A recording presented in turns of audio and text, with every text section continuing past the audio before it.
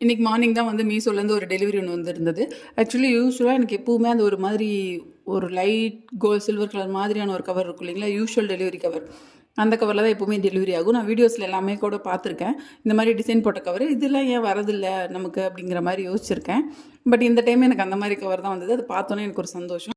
என்ன வாங்கியிருக்கேன் அப்படின்னா, யூடியூப்பில் நிறையா வீடியோஸில் நானும் பார்த்துருக்கேன். ஆக்சுவலாக அந்த ஆயில் ஸ்ப்ரே தான். அது வந்து எனக்கு ரொம்பவே பிடிக்கும். வாங்கி யூஸ் பண்ணணும்னு ஆசை. அந்த தோசை சப்பாத்திலாம் சுடும்போது அது ஒரு 230 இருந்ததுனால இந்த மாதிரி ஒரு இதுதான் லோக்கல் ஷாப்பில் வாங்கியிருந்தேன் 32 ருபீஸ்க்கு. ஸோ இது ஒர்க் ஆகிருந்தால் கண்டிப்பாக நான் புதுசு வாங்கியிருக்க மாட்டேன். ஆனால் அது எனக்கு ஒர்க்கே ஆகலை.